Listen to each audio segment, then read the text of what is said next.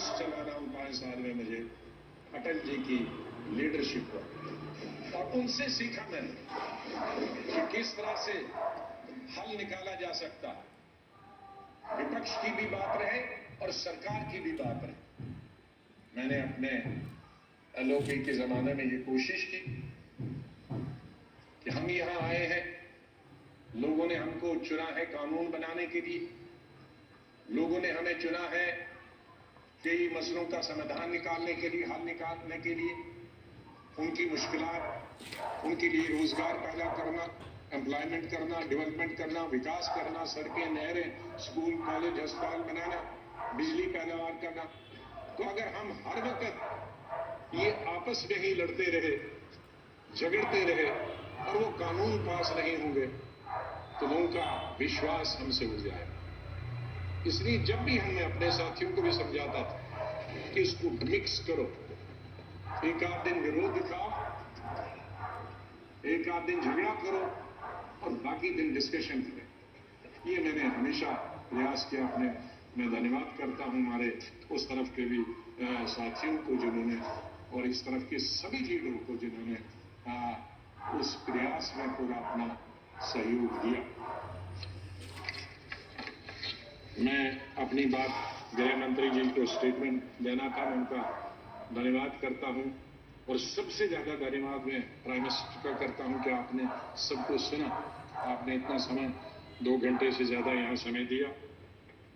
आप बहुत भावुक हुए और सच है, हकीकत। अगर सच बताएं सर, मेरे माता पिता की जब डेथ हुई मेरे आंखों से आंसू निकले, लेकिन मैं चिल्ला के रो नहीं पाया। मैंने जिंदगी में सिर्फ चिल्ला के रोया, और जब रोता है इंसान तो वो कोई चिल्ला के रोने के लिए तो आपको आर्टिफिशियल होने की जरूरत नहीं। वो थी पहली संजय गांधी, इंदिरा गांधी की मौत, राजीव गांधी की मौत, अलग अलग जगह थी क्योंकि तीनों मौतें अचानक हो गई थी। शायद अगर नेचुरल मौत होती तो वो चीख नहीं निकलती। और चौथी थी जब सुपर सुनामी आ गया था उड़ीसा में 99। मैं हॉस्पिटल गया अपने पिताजी को दिखाने के लिए और उन्होंने कहा कि इनको गैलेपिन कैंसर है। मुझे तब तक ये गैलेपिन कैंसर का कैंसर मानो गैलेपिन, तो मैं पूछा इसका क्या मतलब था कि ज्योग्राफिकल रेशो से बढ़ता है, 2 का 4, 4 का 8, 8 का 16, 16 का 64 तो बढ़ जाता है और इसकी अपर लिमिट है 21 दिन। तो 21 दिन आप कहीं मत जाओ। दोपहर को मैं ये लेके आया और सुबह हमने प्रोग्राम बनाया कहीं जाने का, इनको घुमाएंगे। मिसेस गांधी का शाम को फोन आया कि वहां साइक्लोन है, कोई दूसरे जनरल सेक्रेटरी हैं वो जाना नहीं चाहते और तुम ही जा सकते हो। अब मैं उनको कहता कि मैं अगर मेरे डॉक्टर ने ये कहा है तो कहेंगी बहाना कर रहा, तो मैं अपने पिताजी को छोड़कर मैंने कहा 2 दिन में वापस आऊंगा। गुजरात के ये उड़ीसा के लोगों के लिए एक नई बात कहता, क्योंकि इसका लुल्लू इसका गवाह था, वो इस दुनिया में नहीं रहा। हमारे कांग्रेस का यंग लीडर था, यूज बहुत हाउस होल्ड नेम है आज भी। उड़ीसा जब एयरपोर्ट पे पहुंचा तो 1000 आदमी था, लड़के तो कहा सर पैदल चलना है क्योंकि सारे पेड़ जो हैं शहर पानी में है और सारे पेड़ सड़कों पर हैं, तो ये 10-12 किलोमीटर पैदल चलना। चले तो सबसे बड़ा काम क्या था पहला, और मिनिस्टर कोई नहीं, चीफ मिनिस्टर भाग गए थे, मिनिस्टर भाग गए थे, कोई एडमिनिस्ट्रेशन कोई। दुकानें तोड़कर मैंने उनकी लिस्ट बनाई पुलिस की मदद से कि उनको पैसे देंगे। बात हमने हथियार दिए जंगल काटने की, 3 रातें और 3 दिन। और अटल जी से जाते ही मैंने फोन फिर संपर्क किया, अटल जी प्राइम मिनिस्टर, कि ये स्थिति है और हम सड़क तैयार करेंगे तब आप आइए ताकि हम वहां समंदर तक पहुंच जाए। 3 रात और 3 दिन हम तकरीबन 1000 लड़के यूथ कांग्रेस के मैंने लगाए काटने में और सड़क फिर पीएम को फोन किया, फिर वो हेलीकॉप्टर से आए, फिर उनसे राशन मंगाया, फिर उसके बाद मैंने सोनिया गांधी जी को कहा। तो और वहां मैं रोया जब मैंने लाशें देखी, सैकड़ों लाशें तैर रही थी जब हम समंदर के किनारे तक पहुंचे, वहां मैं चिल्ला के रोया। कोई चौथी दफा और पांचवी दफा जिसका उल्लेख माननीय प्रधानमंत्री जी ने किया और वो भावुक हुए। मैं 2005 में जब चीफ मिनिस्टर बना नवंबर में, और मई में जब दरबार कश्मीर में खुला, तो मेरा स्वागत गुजरात के मेरे भाइयों और बहनों की कुर्बानी से हुआ। मैं अभी 2 ही दिन पहले पहुंचा था, तो वहां स्वागत करने का मिलिटेंट का यही तरीका था कि आप हत्या करो गरीबों की तो वही स्वागत होता है। उसका मतलब था कि हम हैं, इस गलतफहमी में न रहना। निषाद बाग जो कि राजभवन के साथ, वहां बस से उस पर लिखा था गुजरात की बस, उसमें हमारे तकरीबन 40-50 गुजरात के हमारे भाई बहनें टूरिस्ट, उस पे उन्होंने गर्दीट लगाया और मेरे ख्याल में दर्जन से ज्यादा लोग वहीं हताहत हो गए और कई जख्मी हो गए। मैं एक फौरन तुरंत जगह पे पहुंचा, लेकिन तब तक पुलिस ने वो हटा दिया। फिर जैसे माननीय प्रधानमंत्री जी, इन्होंने भी डिफेंस मिनिस्टर से बात की, मैंने प्रधानमंत्री जी से बात की, जहाज आया मी-8 उनको लेने के लिए। लेकिन जब मैं एयरपोर्ट पे पहुंचा तो जाहिर है सिक्योरिटी वाले कहते हैं कि सीएम आ रहे हैं, सीएम आ रहे हैं। एयरपोर्ट पे ये सब जाने के लिए तैयार थे, हमारे जख्मी भाई, छोटे छोटे बच्चे।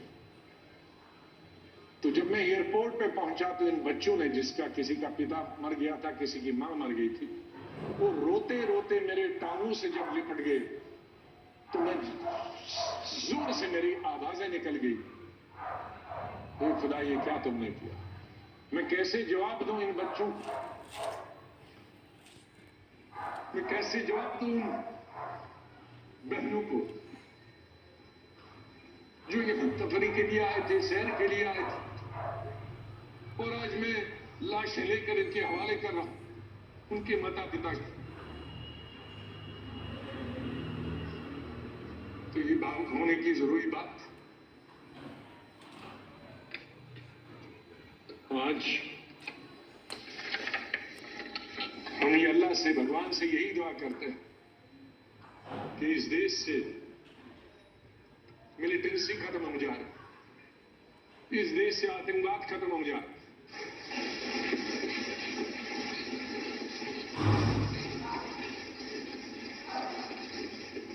हजारों हमारे सिक्योरिटी फोर्सेस के, आर्मी के, पैरामिलिट्री फोर्सेस के, पुलिस के जवान मारे गए, सिविलियन कई क्रॉस फायरिंग में मारे गए, हजारों हमारी बेटियां और माएं आज बेवा, शायद उनका पति किसी का मिलिटेंट भी, कई उनके मिलिटेंट होंगे, कई क्रॉस फायरिंग में मारे गए, लेकिन उसमें उनके बच्चों का क्या कसूर, उसके उनकी बेवाओं का क्या कसूर, वो भी हजारों की तादाद में।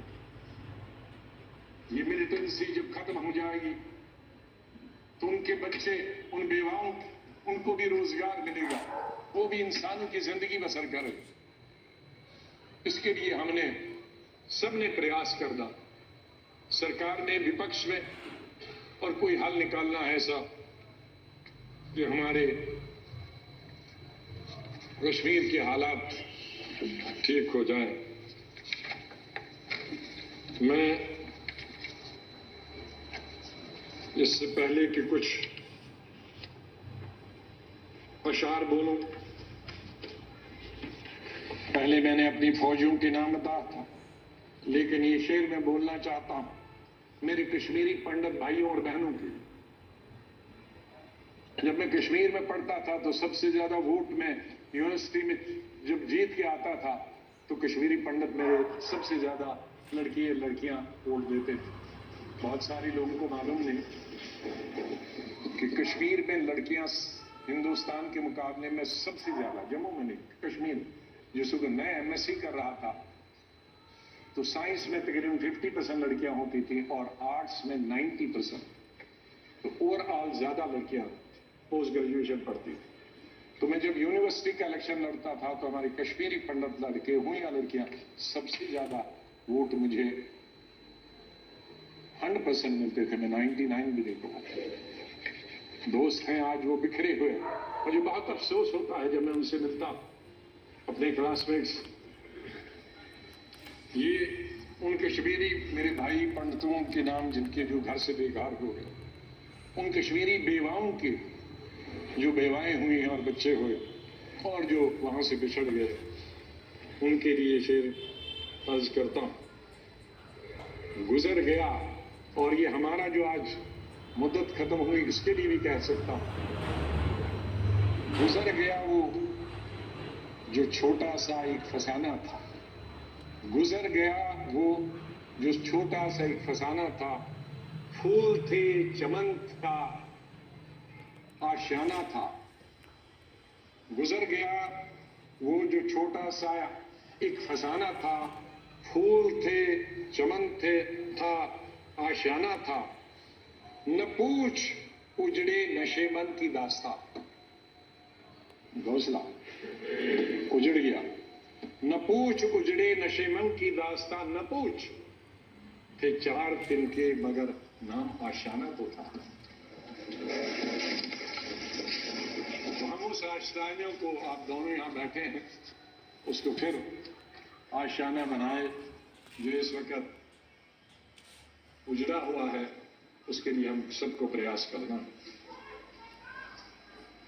और मुझे, जैसे मैंने बताया, बहुत काम कर चुके हैं, सेवा कर चुके हैं, आशीर्वाद सबका मिला है। मैं यही कहूंगा, दिल ना उम्मीद तो नहीं, नाकाम ही तो है। दिल ना उम्मीद तो नहीं, नाकाम ही तो है। लंबी है गम की शाम, शाम ही तो कितनी लंबी होगी। सवेरा तो आई, विंटर में जरा लंबी होती है, तो लंबी है गम की शाम, मगर शाम ही तो है। सवेरा तो फिर आ जाएगा। और आखिर में ये कहूंगा, चाहे हम यहां ना होंगे, लेकिन फिर उसके लिए कहूंगा, बदलेगा न मेरे बाद भी मौजूए गुफ्तगू। बदलेगा न मेरे बाद भी मौजूए गुफ्तगू। मैं जा चुका हूंगा, फिर भी तेरी महफिलों में रहूंगा। माननीय चेयरमैन साहब, मैं आपका बहुत बहुत धन्यवाद करता हूं। आपके साथ काम करने का मुझे अवसर मिला। आप जब पार्टी के अध्यक्ष थे तब भी हमारी मुलाकात होती थी। जब आप मंत्री बने तब भी बात होती थी। जब यहाँ चेयरमैन बनने से, वाइस प्रेसिडेंट बनने से पहले पार्लियामेंट्री अफेयर्स मिनिस्टर थे और मैं एलओपी था, तब भी हमारे संपर्क है। लेकिन जिस तरह का आशीर्वाद, जिस तरह का प्रेम, जिस तरह का प्यार आपका चेयरमैन के तौर पे मिला और वो जो गाइडेंस मिली, उसके लिए मैं हमेशा ऋणी रहूंगा। धन्यवाद करता हूं उसके लिए, और आपके स्नेह और प्यार के लिए मैं हमेशा धन्यवाद करता हूं। माननीय प्रधानमंत्री जी, कई दफा टोका टोकी हुई और आपने कभी बुरा नहीं माना। एलओपी के वक्त में बड़ी बड़ी लंबी स्पीचें आपकी हुई, मेरी हुई, खास करके राष्ट्रपति के अभिभाषण पर। उसमें लंबी तकरीर होती थी। कभी हम कुछ एलओपी की जिम्मेदारी करते थे, लेकिन आपने व्यक्तिगत तौर पर उसे कभी अपने खिलाफ नहीं किया। हमेशा भी आपने पर्सनल कॉन्टेक्स्ट को और पार्टी की जो जिम्मेदारी है उसको दूर रखा। कभी ईद हो, दिवाली हो, बर्थडे हो, उसमें बराबर आपने कभी भी कमी नहीं की फोन करने की। सबसे पहले या तो मेरे पार्टी प्रेसिडेंट का आता था या आपका आता था। 2 आदमियों का तो अनिवार्य, हमारे प्रधानमंत्री और कांग्रेस प्रेसिडेंट मिसेस गांधी। और आपने हमेशा बताया कि कभी अपनी स्टेट के बारे में हो और कोई काम हो तो मुझे आप कभी भी बता। मुझे याद है जब मैं राज्यसभा इलेक्शन लड़ने गया तो आपने कुछ कहा कि भाई आपको कुछ जरूरत है। मैंने कहा वो तो लड़ाई है, आपका कैंडिडेट है, मैं कैंडिडेट हूँ, उसमें आप कुछ नहीं कर सकते। तो ये एक पर्सनल टच जो होता आदमी बहुत भावुक होता, आदमी सेंटिमेंटल हो जाता, आदमी इमोशनल होता। अब मेरे संपर्क तो विपक्ष के साथ आज से नहीं, जब पहली दफा मैं एमओएस बना था तब से लेकर आज तक, क्योंकि हम मिलके ही देश को चला सकते हैं। लड़ाई करा करके गालियां देकर हम अपनी बात अपने भाषणों के जरिए कर सकते हैं। मैं आपका बहुत धन्यवाद करता हूं। माननीय डिप्टी चेयरमैन साहब मेरे यहाँ हम बेंचमेट रहे, वो हमेशा मुझे याद रहेगा। बहुत सिंपल आदमी है, स्ट्रेट फॉरवर्ड है। कभी कभी हम नाराज होते हैं स्ट्रेट फॉरवर्ड, लेकिन स्ट्रेट फॉरवर्ड हमेशा वो लोग नाराज होते हैं।